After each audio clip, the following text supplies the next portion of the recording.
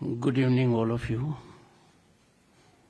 It is one of the trying moments in my life. I would have been better off in the audience given the expertise of those on the dais. To me, it seems to be a litmus test before the upcoming monsoon session. Ladies and gentlemen, when I sit in Rajya Sabha, on my right is the government, on my left is the opposition. There are occasions when I'm easy punching bag for both. This is a verifiable factual situation, and I'm sure you will engage in that. Those who will do so will do me a great favor. They will share my concern and anguish. Shri Suresh Prabhu, he has had many hats, but the one I look at always, he is a source of inspiration and motivation. And a man full of positivity. His visits to Rajbhavan, Kolkata, city of joy, where I was governor for 3 years, were soothing to me. And same when I hold this office of Vice President. But herein, his visits have been infrequent, but I made it a point to visit him in Maharashtra, which is not very keen at the moment. Shri Manish Tiwari,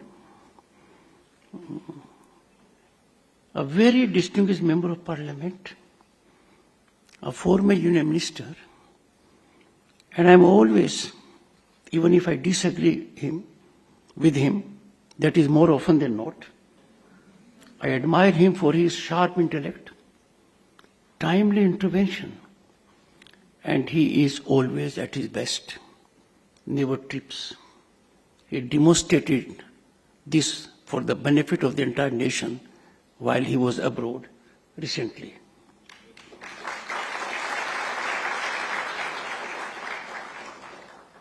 Indian Foreign Service, unlike similar services here, continues to hold the fort very strong.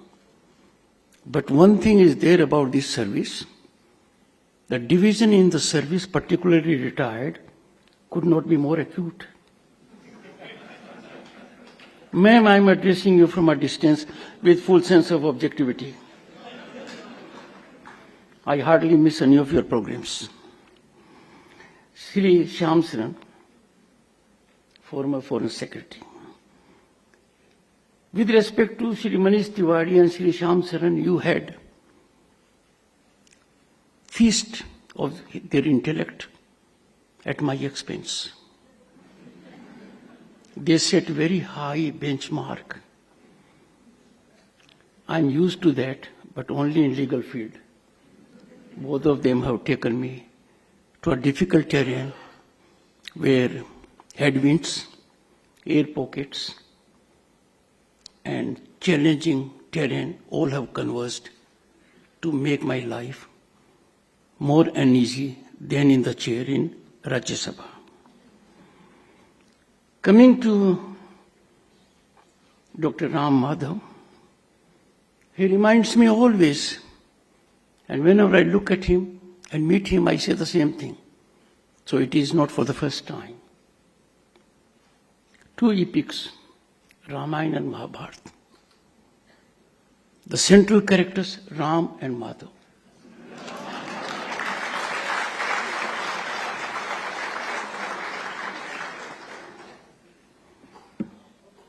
Distinguished audience, I'll be committing a great breach if I were to say that I rarely had the occasion to address an audience with such high intellect. My parliamentarians may take offense at it. But then sometimes truth must prevail. After all, Gandhiji taught us the power of the truth is you feel confident and you don't have to remember.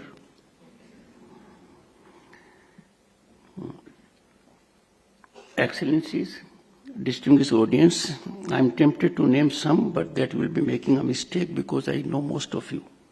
And I hold all of you in deep reverence for your intellect, commitment, and be always bold enough to make your point known.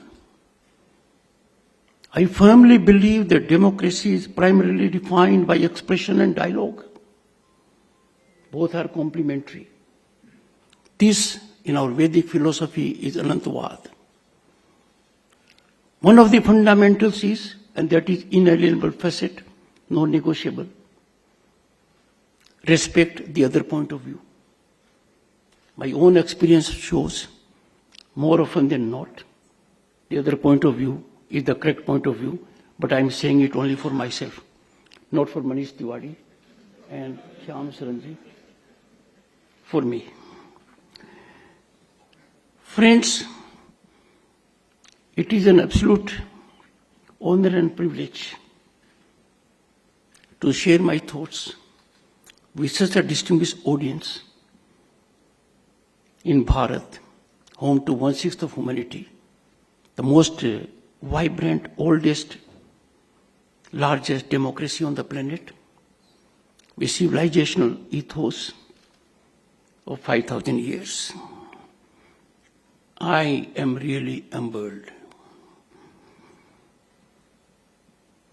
Through a writing trail of over 2 decades,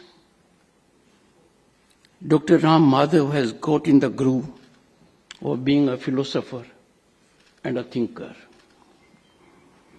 On several issues, his columns in the Indian Express are a delight for the reader, thought-provoking, steering human genius towards seeking resolution of issues. I strongly commend this impressive and daunting undertaking, the New World, 21st Century, Global Order, and India. I congratulate him. He must have heaved a sigh of relief after hearing Shri Shyam Saran and Manish Tiwari. You have crossed the first barrier.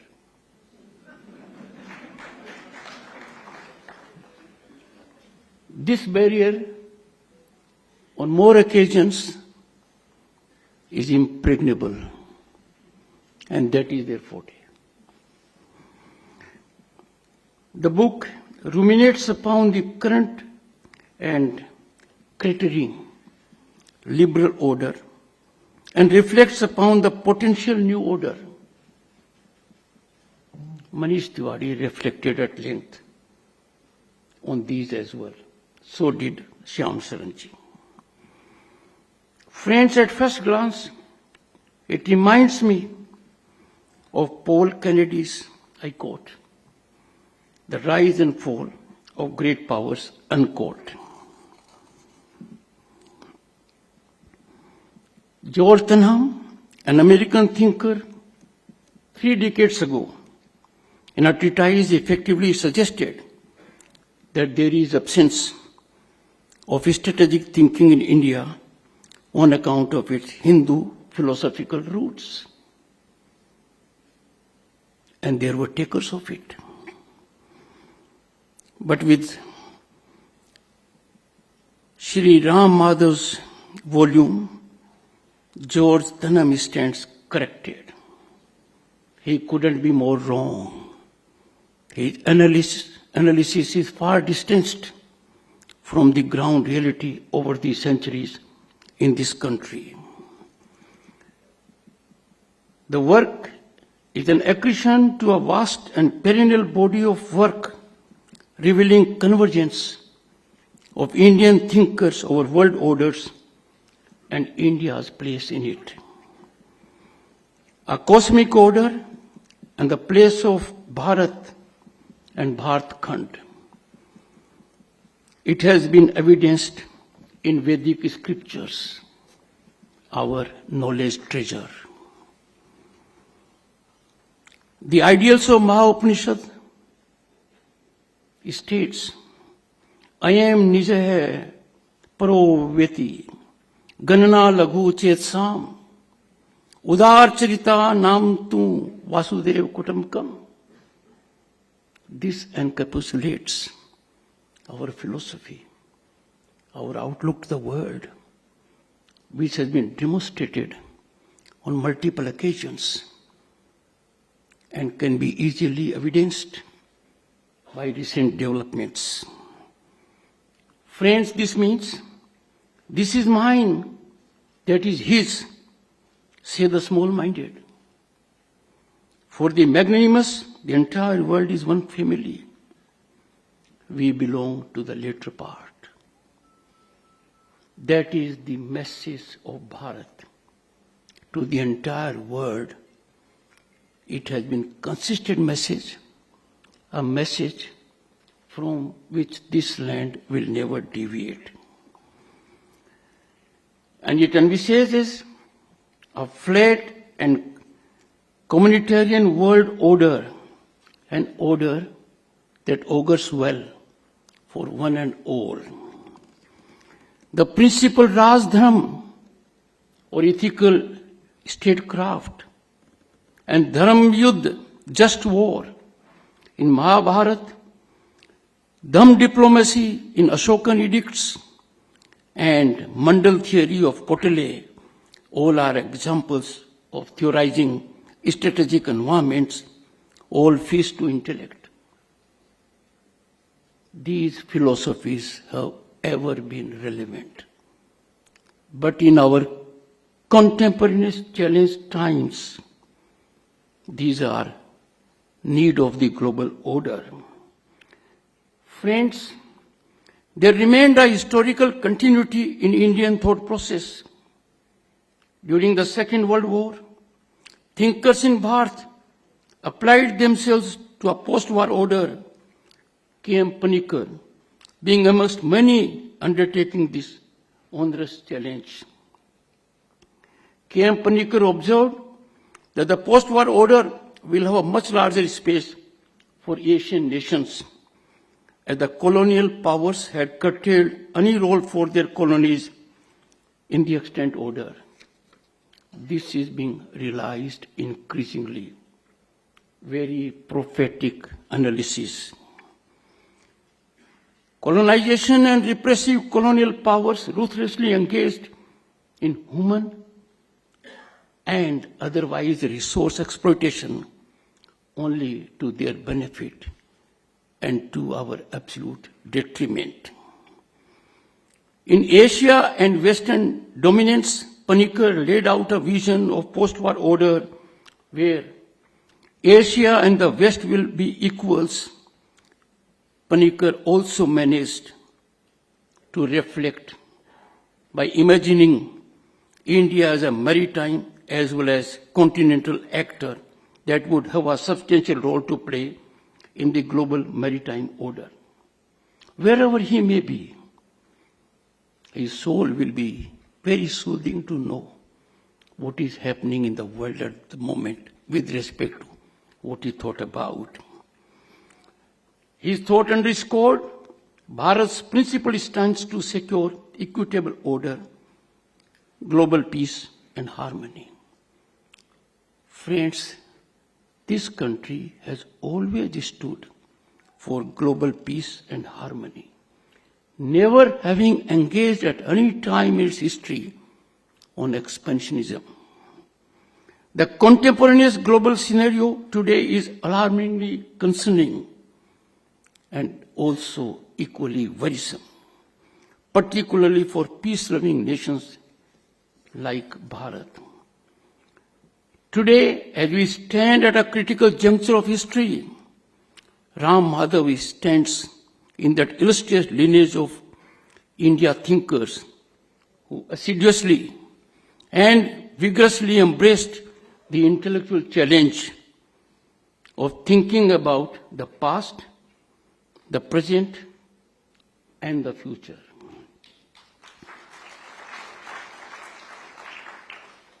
Friends, Dr. Ram Madhav's description of 10 challenges is particularly stimulating. Considering that there are many more such challenges, an attack on civilizational ethos of countries like India would surely be one such. I must share with you some challenges for the nation are existential. I would not deliberate much on them, but the time bomb is ticking. Very prospects of changes, particularly orchestrated ones. I'm limiting the challenges. But those challenges that are orchestrated in the demographic and civilizational character of a country that has 5,000 years of history is bound to evoke concerns that will have repercussions for both domestic and global order. Our identity in its pristine value system has to be preserved. It is not optional. We stand for it. And you will find comparably others are doing it. Friends, these existential challenges are like, as I said, ticking bomb. Time is running out. Waiting for diffusion and waiting for long. We are cliffhanging on several aspects. Any delay may worsen the situation beyond getting retrieved. Browsing through the pages of New World, 21st Century Global Order and India, I felt the imprint of Vinayak Damodar Savarkar in the author's thought. I have had the occasion to go to Andaman and Nicobar. I spent some time in the cellular jail. In that room, I prayed. I am saying so. It is emanating from not my mind, not from my heart. The thought is emanating from my soul. Savarkar, despite all the untenable misgivings, and untenable misgivings in extremity, remains a celebrated thinker who stood at the wee hours of the post-war order. Savarkar, a staunch realist, believed in a post-war world where nations would act only in pursuit of their own interests, not based on idealism, morality, or international solidarity. Imagine how prophetic he has been. Look around last fortnight, last 3 months. All this has been seen by all of us. He rejected pacifist or utopian internationalism and emphasized that India must safeguard its sovereignty through strength, not by relying on Western-dominated institutions like the League of Nations or later the United Nations, both ignoring due place to 1/6 of humanity. Peace comes from position of strength. Sovereignty is best secured when we are ever ready for war. Friends, I could not agree more with lamentations of the author, Dr. Ram Madhav. He highlights a perpetual decline of global multilateralism and prescribes India to give up romanticism and focus on economic growth. While asserting this, I heard my good friend, parliamentarian, former Union Minister, Manish Tiwari. He also reflected with a variation. I am not entering into a caveat. Friends, Today, strengthening Bharat is the governing philosophy and a resolve of this government. It is steadfast, firm, non-negotiable, and notwithstanding the critics. It is spinally strong. The nation has never ever projected its stand so firmly. Let us not be misguided by the traction who said what. The government and India and its people stand firmly for the nation, nation first, and our nationalism. And just imagine, from digital to physical infrastructure and from research to education, India has been single-mindedly dedicating itself to shoring its strength. The kind of strength Bharat needs has been carefully brought about by empowering the people to an extent, the scale which is mind-boggling. More than 500 million people getting into banking inclusion. Look at the scale at which people got gas connections. Look at the level at which digital penetration has taken place. I don't want to go on more, you know it. This has created Bharat in last 10 decades as the most developed nation in the world, developing by speed, taking note of the large global economies, making Bharat as the most aspirational nation at the moment in the world. Friends, these are times when we are easily misunderstood. The travesty of it is that when you say these things, hypocritically sycophancy overtakes the traction to denude you of your position by exactly pointing a finger which normally should be pointed towards them. Friends, even the Fabian socialists of the 50s cannot disagree with the direction of the country as we strive to attain. And what do we strive to attain? We are not creating Bharat. It was not born on 15th August 1947.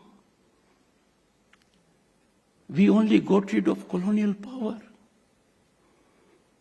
Sarve bhavantu sukhine, sarve santu niramaya. That is our philosophy. May all beings be happy. May all beings be free from illness. Maintained the tag of world's fastest growing economy during last decade. The Bharat has today enviable demographic dividend when it comes to youth. Our median youth age is 28. We are a decade younger than China and USA. Friends, as Bharat achieves universal well-being for all citizens, we become role model for others. We lead by example, not by proclamation. We already lead in areas like digital public infrastructure where global South nations can follow our path. It was the visionary leadership of Prime Minister Modi that during G20, the concerns of global South could be put on the radar. It happened for the first time. It was for the first time during G20 that African Union was put at par with European Union in the membership of G20. I would call it a game-changing development. And therefore, when we assess the progress of Bharat, our outlook must be very broad and myopic, not dictated by isolated incidents. Those who take a stand for momentary situations are not in the psyche or groove of Bharat. Once we attain this strength inwards, we can shape our strategic environment outwards. Friends, since the book reflects on global order, the rise of Bharat is benign, beneficial to all, harming none. Vasudeva Kutumbakam. Benign because this country does not have history of conquest. We do not project our strength through external territorial aggression. The Prime Minister of the country, Shri Narendra Modi, sent a message to global community a few years back. We are not living in an era of expansion. He conveyed to the entire world that this nation believes that all global disputes, conflagrations need to be addressed through dialogue and diplomacy. And the Prime Minister did it recently when we had terrorists from across the border. He targeted only terrorists. It was calibrated, precise, to keep away civilian population. Bhavalpur and Muridke, associated with Jaish-e-Mohammed and Lashkar-e-Taiba, are proof of it. And how penetrating it was. Coffins were taken to Kabristan accompanied by terrorists, ministers, and people in uniform. But when it comes to defending ourselves, there has been legitimacy of the use of force in our strategic thought, as we have believed in Dharam Yudh or just wars. I said so in the beginning. This is sanctified by our Vedic philosophy. Friends, let me again focus on the recent episode, Operation Sindoor. There was not an attack on 26 souls. What was ravaged was soul of Bharat. We are a land of Gandhi. Such a barbarity, such act of terrorism. The attack was on our integrity, unity, sanctity of Bharat and Bharatiya values. Let me say, with deep conviction, what is inclusivity is in our civilizational vein. No one in the world can rise to a level to give us any lesson as to what is inclusivity. Because Bharat, for centuries, has been home to inclusivity. Friends, the second aspect is that our rise thus far has been beneficial for the global order. We have proven ourselves to be a force for good. When the world was turning towards inwards during devastating pandemic, Bharat became pharmacy of the world by providing vaccines to over 100 countries. We have made our unique digital public infrastructure open source, and there have been many takers in the world. I entered public life in 1989 as a member of parliament and was lucky to be a minister. I never imagined that India would be so accoladed by world institutions, International Monetary Fund and World Bank. Our digitization model will be so appreciated that our achievements in 6 years are not easily fathomable in more than 4 decades. And therefore, we again vindicate our philosophy. When it comes to humanitarian efforts, we rush to rescue friends and foes alike. Our Prime Minister and Defense Minister have repeatedly asserted we aim to become the net security provider in the Indian Ocean region. My friends on the dais and in the audience will bear me out. When there is distress, when there is need, Bharat is the first responder. A unique distinction. We have demonstrated it. We also persuade others for dialogue and diplomacy. When the world is on the path of war, we are witnessing these disturbing times. We remind everyone it is not time for war. For us, there is only one time. Time of peace, prosperity, harmony, growth of all, Vasudev Kutumbakam. Bharat genuinely believes that there is no problem whose situation cannot be reached by traversing the path of diplomacy. Those who are here in the audience with larger experience than I possess, howsoever severe the war may be, ultimate resolution takes place on the table. Just reflect for a moment, who are these sufferers? How quickly they are forgotten. Their suffering is lifelong. And therefore this path is advocated.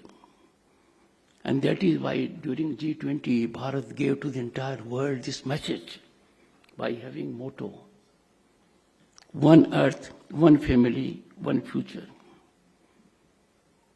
I need to move towards conclusion,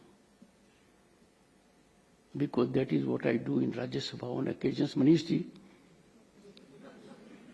you are a leader of the masses. That doesn't mean those in Rajya Sabha are not.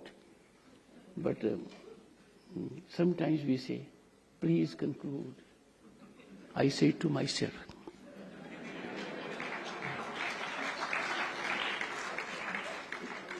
friends, the pathway to Bharat's rise would require careful treading.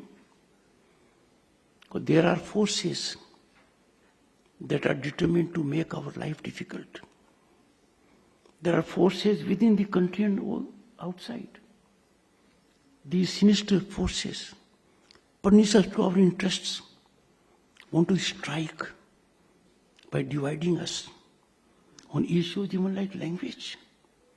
Which country in the world can take pride of the language richness as Bharat? Look at our classical languages, their number. In Parliament, 22 such languages allow and afford opportunity anyone to express in them. It would require many such thinkers to come together and debate and discuss challenges and opportunities and aid policy makers in making right strategic choices. Evolution of policies must take place now, a little more representative character. India's think tanks, they are available in various formats, different political parties. It is required that there be convergence. I wouldn't suggest, Manish ji knows, the political temperature has to come down.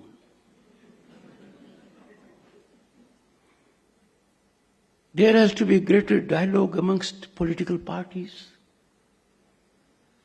I firmly believe we have no enemies in the country. We have enemies outside. And some who are enemies within a small fraction, they are rooted to outside forces inimical to Bharat. I am extremely delighted that this work is out and subsequent generations of scholars and thinkers will deliberate for sure this topic, engage critically to examine original thought of Ram Madhav. I commend the author for bringing out this great volume. Friends, I conclude by saying, Bharat is no longer a nation with a potential. Viksit Bharat is not our dream, it is our destination. The rise is unstoppable, the rise is incremental.